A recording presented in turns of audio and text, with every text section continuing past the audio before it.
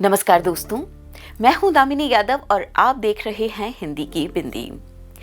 ये बीतता साल बस कुछ ही दिनों में बीत जाने को है और पिछले कुछ अरसों से हम कोरोना की वजह से जिंदगी को जिस तरह से बार बार ठहरता, फिर चलता और फिर से ठहरता जो देख रहे हैं, उससे तो यही लगता है कि बस अब बदलती तारीखों के साथ वक्त भी बदल जाए।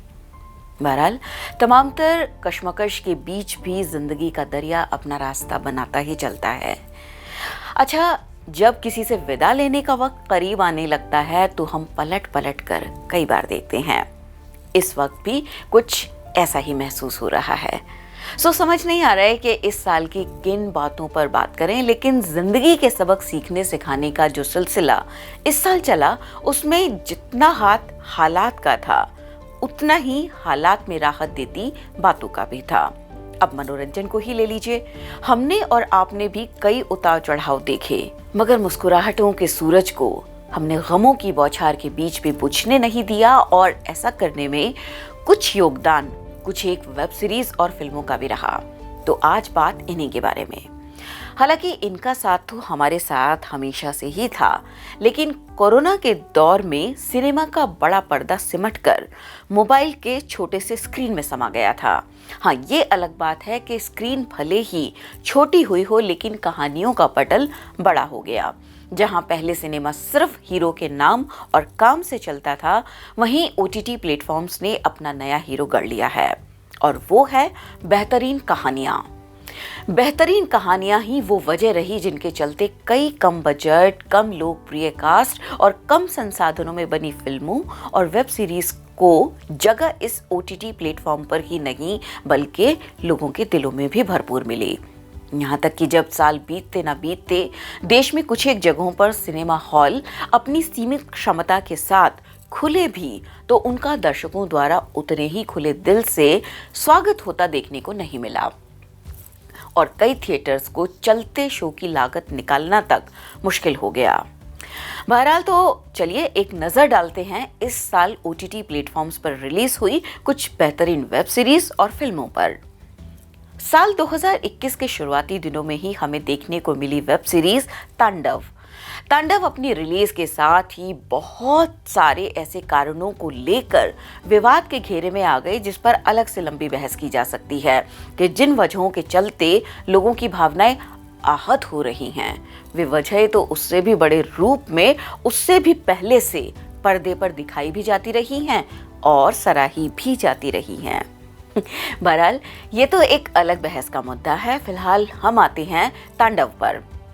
इसमें हमने डिम्पल कपाड़िया, सैफ अली खान, डीनो मोरिया, मोहम्मद जीशान अय्यूब, कुमुद मिश्रा, तिग्मांशु धूलिया, सुनील ग्रोवर, अनूप सोनी, संध्या मृदुल, कृतिका कामरा और गौहर खान जैसे कलाकारों से एक ऐसी कहानी रची जाती हुई देखी जो काल्पनिक सी लगती हुई थी, लेकिन सच के काफी करीब थी। छात्र राजनीति को राजनीतिक गलियारों में किस रूप में लिया जा सकता है, राजनीति के पेचोखम कैसे होते हैं, किसान आंदोलन कैसे बनते और बिगड़ते हैं, महिलाएं समाज में और राजनीति में कब और कैसे इस्तेमाल की जा सकती हैं और कैसे इस्तेमाल कर सकती हैं, इन सभी को दिखाते हुए रचा गया ये एक दिलचस्प पॉलिटिकल ड्रामा था जिसे काफी पसंद किया गया था।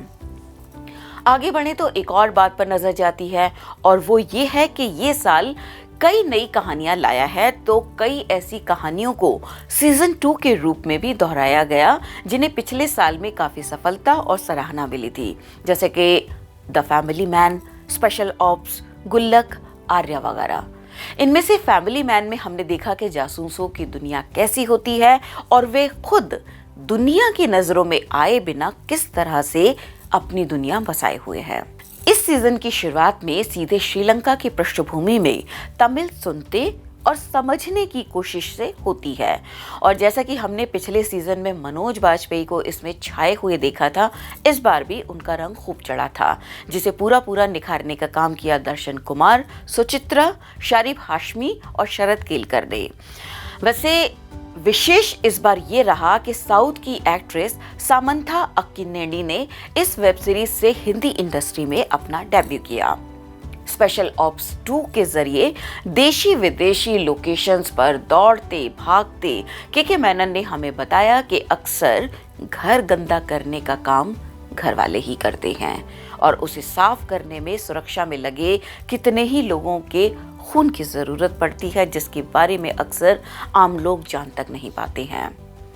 अगर आर्या की बात करें तो पिछले साल हमने आर्या के जरिए सुष्मिता सेन की एक लंबे अरसे के बाद वापसी देखी थी और इस साल आर्या 2 के जरिए हमने बतौर अभिनेत्री सुष्मिता का परिपक्व रूप देखा और आलीशान जिंदगी जीने वाले बिजनेस घरानों में महिलाओं के सच की एक झलक भी हमने इसमें देखी। बात करते हैं ग्रहण की, तो ये चालू मसालों से भरी फिल्मी दुनिया में हिंदी साहित्यिक कहानियों की वापसी करती है। सत्य व्यास के उपन्यास 84 पर आधारित सीरीज ग्रहण अपने नाम के अनुरूप तो है ही, जो कि 84 के दंगों की पृष्ठभूमि में भी एक मध्यम सी प्यारी सी प्रेम कहानी की गुंजाइश बनाए रखती है। पवन राज मल्होत्रा और रंजन चंदेल के अभिनय से सजी इस कहानी में काफी शेड थे, जिसे दर्शकों की सराहना भी मिली और व्यावसायिक कामयाबी भी। इस साल हमने द अंपायर के रूप में एक बेहद शानदार वेब सीरीज भी देखी, जो हमें मुगलों के बारे में बहुत कुछ बताती है। बेहद शानदार लोकेशन और सेट भी इस सीरीज की बदौलत हमें OTT प्लेटफॉर्म्स पर देखने को मिली। भवानी अय्यर, AM तुराज, शैल हांडा की तिकड़ी का कमाल थी ये सीरीज। इस सीरीज ने मनोरंजन देने के साथ साथ मुगलों के प्रति परोसी जा रही नफरत को भी थोड़ा कम करने का काम किया है। इसमें शबाना आजमी, डीनो मोरिया, कुणाल कपूर जैसे कलाकारों के एक अलग तरह के अभिनय को देखने का मौका मिला। इस श्रृंखला में गुल्लक 2 का नाम चौंकाता है, अपने पहले सीजन की तरह ही। सिर्फ अपने सीधे साधे कलाकारों और बेहतरीन मध्य वर्गीय परिवारों की जिंदगी का आईना बनती कहानी पर आधारित ये वेब सीरीज किसी दिलचस्प किताब की तरह थी। इस साल के कई अवार्ड भी इस सीरीज को मिलना इसकी कामयाबी बयान करता है। और अगर आपने अभी तक ये वेब सीरीज नहीं देखी है तो हम चाहेंगे कि आप गुल्लक के दोनों सीजन जरूर देख डालिए। पैसा वसूल प्रोडक्शन है। अब हम आते हैं OTT प्लेटफॉर्म पर देखी कुछ बेहतरीन फिल्मों की तरफ, जिनमें अमोल पालेकर की 200 हल्ला हो, कार्तिक आर्यन की धमाका, सूर्या की जय भीम, विक्की कौशल की सरदार उधम सिंह, तापसी पन्नू की रश्मि रॉकेट और सानिया मल्होत्रा की मीनाक्षी सुंदरेश्वर जैसी फिल्में शामिल हैं। हाँ, अगर अमोल पालेकर की फिल्म 200 हल्ला हो, सूर्या की फिल्म जय भीम और विक्की कौशल की फिल्म सरदार उधम सिंह देखने से आप चूक गए हैं तो ये कड़वी सच्चाई से रंगी काल्पनिकता और बेहतरीन मनोरंजन के लिहाज से आपके लिए पछतावे का सौदा हो सकता है। सो पहली फुर्सत में इन्हें देख डालिए। ये सभी नाम कहानी, कथानक, संवाद, लोकेशन, गीत संगीत के लिहाज से भी बेहतरीन हैं और इनमें अदाकारी भी ऊंचे दर्जे की देखने को मिलती है।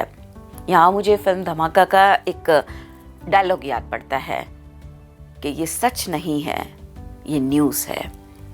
कहने को ये सिर्फ एक डायलॉग है पर सारा सच बयान कर देता है। उसी तरह से यहाँ हमने आपको जिन वेब सीरीज और फिल्मों के नाम बताए वे कहानियां हैं मगर सच है। बाकी का फैसला तो आपको खुद ही लेना है, लेकिन इन्हें देख लेने के बाद। तब तक के लिए नमस्कार।